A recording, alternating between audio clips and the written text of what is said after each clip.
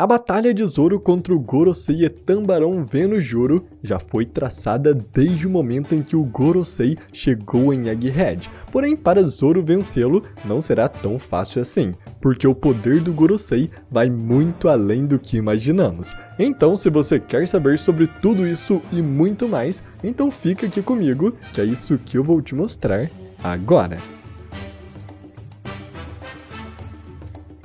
Fala galera, tudo bem com vocês? Eu sou o Gabriel e no caminho do Zoro para ele se tornar o maior espadachim do mundo, ele ainda terá que enfrentar outros espadachins que estão na sua frente. E o próximo é justamente o Gorosei e Tambarão Venojuro, que revelou ter um poder muito insano, e com base nesse poder, já sabemos qual será a próxima evolução do Zoro, o despertar de uma nova habilidade. Então eu também peço para você despertar o seu poder do like e deixar o like nesse vídeo. Então, com esse poder despertado, vamos agora para o despertar final de Zoro contra o Gorosei.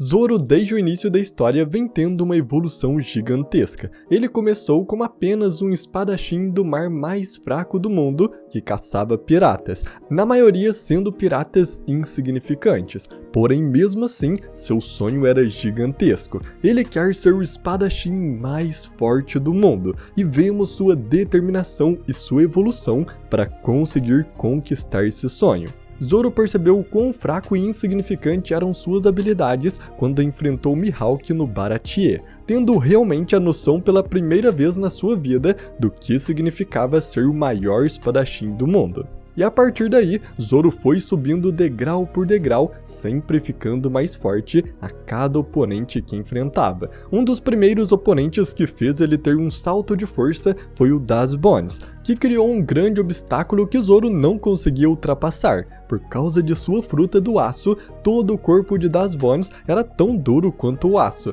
fazendo com que o Zoro não conseguisse o cortar com suas habilidades atuais. E foi aí, no meio dessa dificuldade, que Zoro despertou sua habilidade chamada Respiração de Todas as Coisas, onde ele se lembrou de seu mestre Koushirou lhe ensinando que o espadachim controla o que deseja e o que não deseja cortar, sendo capaz de cortar coisas extremamente duras, enquanto faz sua lâmina incapaz de cortar até mesmo o papel. Zoro então entende pela primeira vez esse estado que seu mestre lhe havia dito, e a partir daí começa a sentir a respiração de tudo à sua volta, até mesmo de coisas inanimadas. Entrando nesse estado de concentração profunda, Zoro foi capaz de controlar sua lâmina para que ela cortasse até mesmo o aço, superando a resistência de Das Bones e vencendo seu oponente.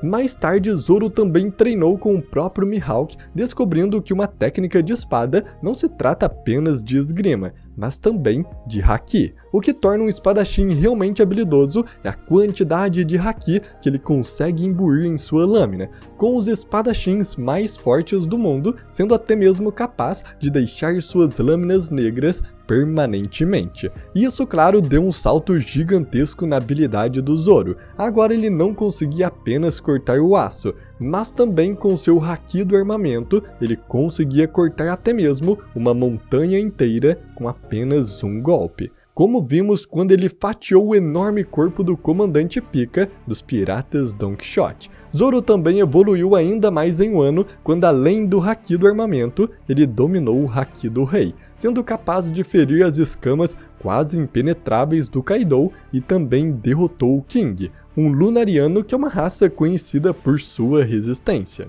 Porém, atualmente, Zoro está com um desafio ainda maior: enfrentar o Gorosei e Tambarão Venojuro. O Gorosei Venus é um espadachim extremamente habilidoso e mostrou ser dono de uma lâmina negra, possivelmente uma lâmina negra permanente. Algo que é o ápice de um espadachim. Até agora, em toda a história de One Piece, só 2 espadachins tiveram esse feito. O primeiro foi Shimotsuki Ryuma, um espadachim que viveu há séculos atrás e que era tão habilidoso e lendário que ficou conhecido como o Deus da Espada, sendo reconhecido até hoje no país de Wano. E o segundo é o próprio Mihawk, o atual maior espadachim do mundo. Nem mesmo Oden ou Barba Branca foram capazes de deixar suas lâminas negras permanentemente. Então, só com base nisso, já temos uma ideia do que espera o Zoro com o Gorosei Venus. Mas além disso, tem outro detalhe interessante sobre a lâmina do Gorosei Venus, que é a sua empunhadura, idêntica às empunhaduras das lâminas Kitetsu.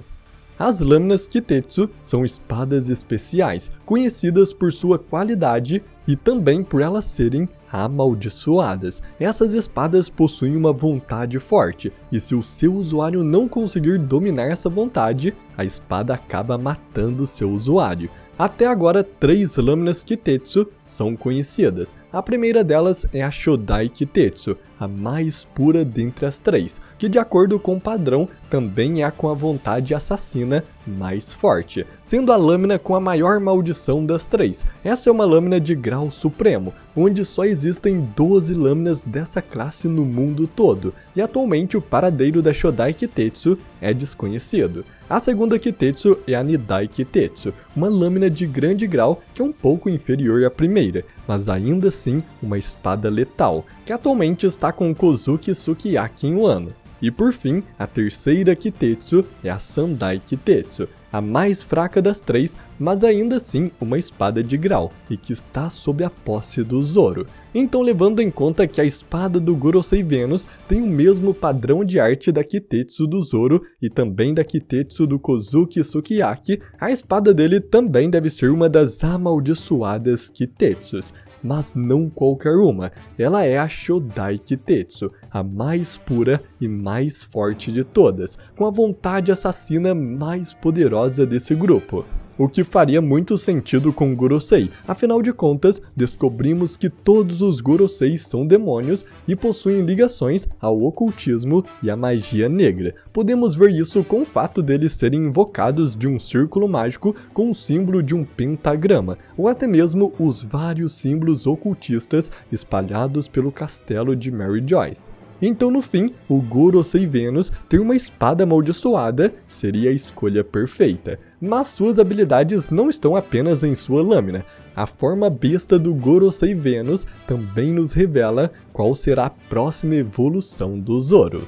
Venus comeu uma Akuma no Mi Zoan mítica que o permite se transformar em um enorme cavalo esqueleto chamado Bakotsu. O Bakotsu é um yokai da mitologia japonesa relativamente obscuro, já que ele aparece apenas em um dos 16 contos do Toso Obakizoshi, escrito há mais ou menos 300 anos atrás.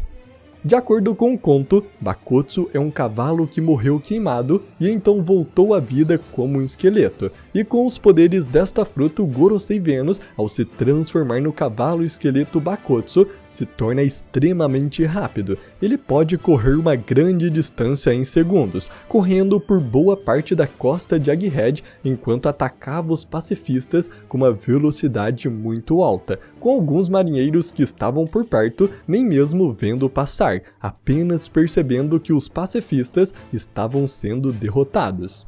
Mas é agora que está a chave do seu poder. O Gorosei Venus pode congelar quem ele corta com sua espada, um poder que claramente vem de sua Akuma no Mi, já que nenhum espadachim pode criar gelo por conta própria.